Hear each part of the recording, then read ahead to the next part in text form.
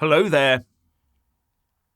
Internal disagreement over the thorny issue of immigration forced the Dutch coalition government to resign last night.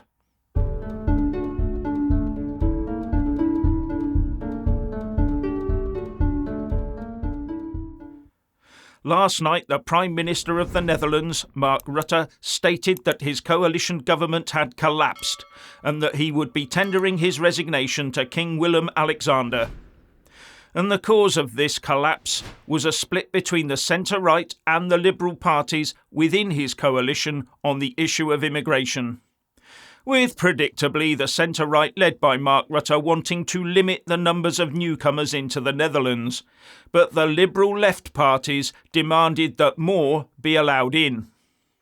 Now, just for context, the population of the Netherlands is about 17.5 million, and 2.5 million of them, or 14.3%, were born outside the country, with 2/3 of those, about 1.7 million, or 10% or so of the total population, being born outside of Europe.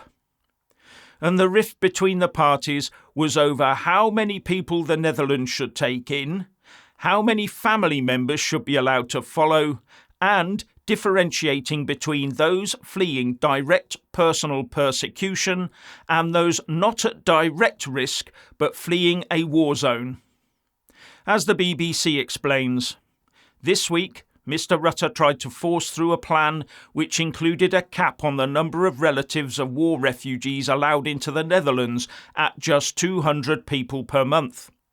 But junior coalition partners, the Christian Union, a pro-family party and the socially liberal D66 were strongly opposed.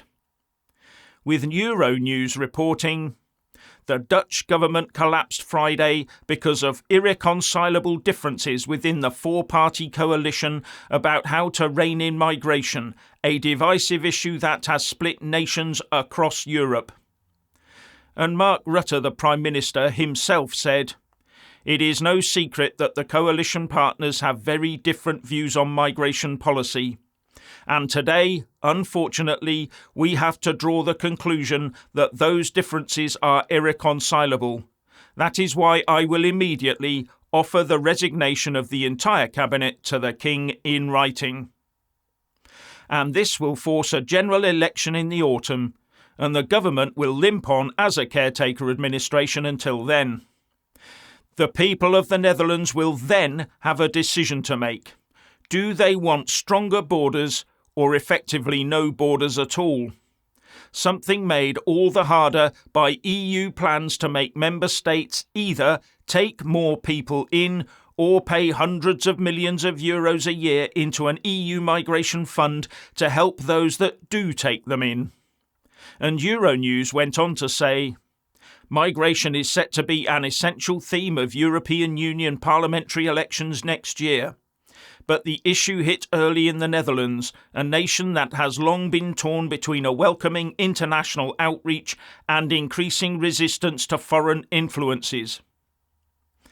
Now, up until very recently, the people of Europe, including those in the UK, have voted quite traditionally for what I would call mainstream politicians. Except for the UK, where the European Union elections were involved. We were early, or maybe just in time, to the Eurosceptic Party with UKIP and the Brexit Party, both led by Nigel Farage. But the European general tide is turning. The people voted for those mainstream politicians because they trusted them to protect them and their heritage. Now they realise that the trust has not only been broken, but comprehensively trashed, to the point that ordinary people living in those countries now perceive themselves as being at the back of the queue.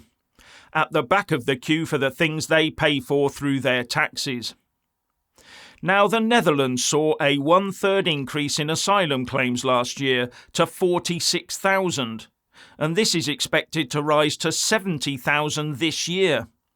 And those parties that want to limit immigration further are on the rise in the polls, with the populist Farmers' Citizen Movement predicted to tie with Mark Rutte's People's Party for Freedom and Democracy, the VVD, if an election were held today.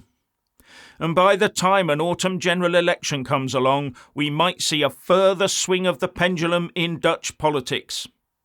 Now, as we have seen in the UK, the extremely well-funded Open Borders Brigade will do absolutely anything they can to stymie any move towards national control over who enters their own country.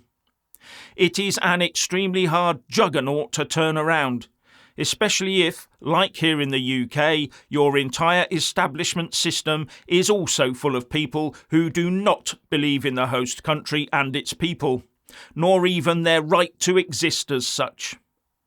So if the numbers are anywhere near that 70,000 number by the end of the year, it will set the scene for a bit of a shock on the 6th of June next year, when the whole of Europe goes to the polls for the EU Parliament elections. And by the end of next year, that will put the EU Parliament and the UK Parliament at the opposite ends of the scale. Because here in the UK, we will reject a party that says it wants to limit the number of newcomers, but signally fails to do so, with a party that wants even laxer borders than we have, if that's at all possible. Yes, for some reason the voters in the UK will punish the Tories for not controlling UK borders and for taxing them too highly, by potentially putting into government what is in effect an open borders party that will tax people even more heavily, and push the country into a Stone Age net zero too. While the usual pro-EU lefty so-called progressives will still be there bleating about the UK needing to rejoin the EU, despite watching as the whole EU bloc slides to the right, country by country, and the EU as an institution follows them. But given the UK's ability to see through politicians at critical moments in our history, I'm not so sure that they will be quite as keen to give Labour the carte blanche they think they're going to get. Yes, there are some upcoming by-elections where I fully expect the Tories to get a thoroughly good kicking. But we all realise that outcome just dents the Tory majority a bit. However, when the big decision comes along, the next general election, the voters might not be so careless as to give any party a good working majority. They know that they can't reward the Tories for all their arrogance and slime, but they also know that Labour will open the borders and spray our dosh with abandon up against the wall. But the Labour Party will also lower the voting age for the next elections to 16-year-olds and over, as well as opening the voting franchise to at least all EU citizens living in the UK. And I think that might make us the first country in the world to allow foreigners to vote in general elections. And that voting franchise could be extended to referenda. So if someone were minded to hold a referendum on rejoining the EU, the scene would be set for foreign voters to be in the seat of power broker on the matter.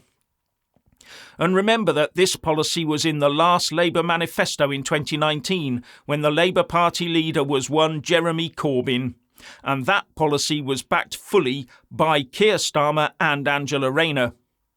We desperately need to keep clear of the Lib-Lab Green con in 2024. And all of this across Europe tells us that national independence and sovereignty is not ours by some sort of right. It is something you have to actively fight for every single day.